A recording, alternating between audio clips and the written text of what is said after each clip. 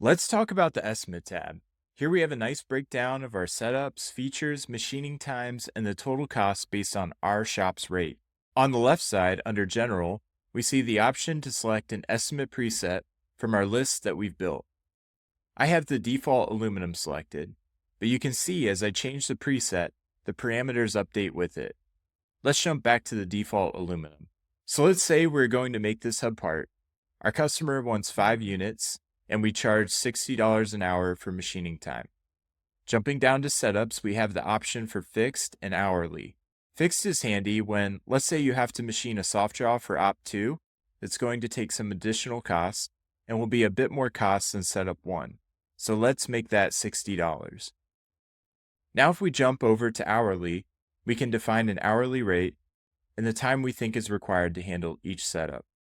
I can jump back and forth between fixed and hourly without losing any changes. I want to also note that these changes we're making are sticky, meaning I can jump around to any other tab in Toolpath, say the Strategy tab, then back over to the estimate and all of my values are saved. You can even reload the estimates page. For the material section, we have two options, fixed and auto.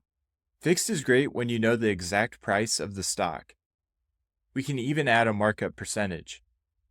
Auto computes the material price based off the volume cost. Let's jump back to fixed because I know my stock to make 5 of these hub parts is $20.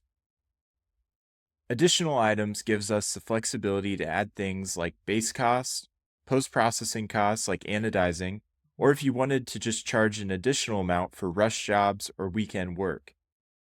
Customize it specific to your shop. If you need to remove an item, just click the X. All of these changes we're making will update our estimate in real time.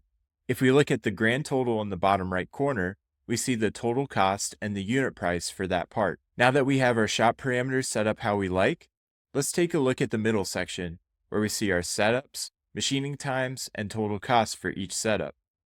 Clicking on Setup 1 expands the window and also highlights all of the features on the part in Setup 1. I'll click this Open Pocket, and that opens up to show us all of the Open Pocket features. If I'm curious about what tool is being used, or the preset used for that pocket, I can click and get a full breakdown on the right side. Once we are done looking at that feature, we can click the feature again to deselect it, and see our estimate breakdown.